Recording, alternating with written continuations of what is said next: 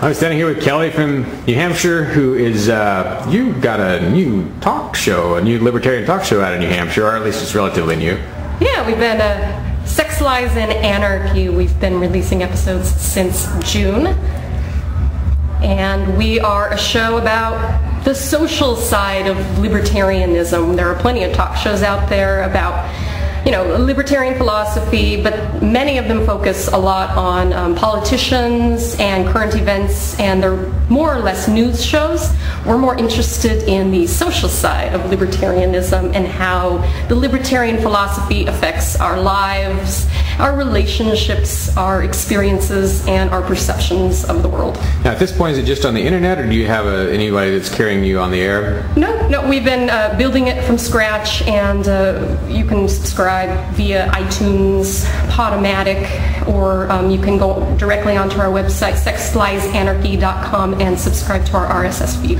Well, and the show is 3 or 4 ladies that they do not have radio faces. I think we should put it that way. You're all pretty. You're all these beautiful women hosting a libertarian show. It's not common. So are you saying we should have a webcam? Yes, exactly. Yeah, I don't. The thing is, we record in our subterranean lair deep beneath the sunny, thriving metropolis of Manchester, New Hampshire, and it's kind of super secret. So we don't really want to do a webcam because then we'd be giving away our surroundings. Well, that's true. That's true. The secure, undisclosed location. Yes. Right.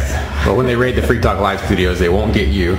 Nope, we'll still be around. Is there a plan to try and get it on like mainstream radio stations or anything like that?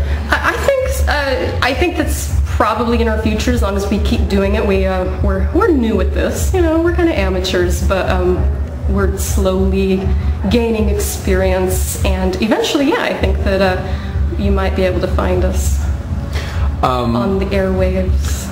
How do you fill a niche that's different? Because there's quite a bit of libertarian talk radio coming out of New Hampshire now. So how do you differentiate? Well, one of the things that I really want to do with the show, and we've done somewhat, is I feel like many libertarian shows kind of oversimplify, you know, life, and they kind of package the libertarian philosophy as it's sort of black and white, and really, you know, humanity, the human experience is very complex, and I feel like a lot of shows don't really appreciate the complexity and the difficulty that it is being a libertarian. So that's something that Sex, Lies, and Anarchy strives to do, is challenge a lot of overly simplistic libertarian ideas. What would you say is the main thing that folks can do to help your show succeed? Listen to us, and if you like us, then, you know, like us on Facebook. We do have a Facebook group, but what I personally really like are conversations, discussions on our website. You can, you know, if you listen to a show and you have, you know, you vehemently disagree with something that we're saying, or if you think that, you know, we're dead on, I love it when people go onto the website and comment. How New Hampshire centric are you? That's the thing that I find myself wanting that I'm not getting out of most radio, even Free Talk Live, not sufficiently New Hampshire centric for me. Well, as I said, we're not a current events show. I'm not going to say that something that's going on in the world isn't going to factor into our shows, but we do strive to be applicable and accessible to people who are not part of the Free State community, but because we are all part of the Free State Project, because we all live here in New Hampshire, inevitably it comes up a lot, and we do discuss, you know, what is going on here, and the good and the bad. So yeah, I'd say we're probably fairly Free State centric. I'm going to guess that one problem that comes up pretty frequently on your show, I've not listened as much as I should. I'll get into the habit eventually, especially if you're New Hampshire centric. Probably like how to relate to family members that don't see eye to eye with us on our thinking. Does that come up a lot? Okay. That is exactly the sort of stuff that I want to talk about on the show. And we did have an episode a month or so ago. It was the impetus of the episode came from a listener who is going to be moving here to New Hampshire, and she, you know, wanted to hear a discussion on how do we explain our crazy radical views, especially those of us who are going to be uprooting our lives and moving to New Hampshire for an idea, a philosophy, how do you sell that, or at least explain to family members and friends why you're doing that? So we did have an episode where we discussed that. I hope in the future we will, explore that even further. Definitely. What is a solution you can think of that would work inside a family for, making like a win-win solution for the libertarian in the family and the authoritarian in the family? Are you asking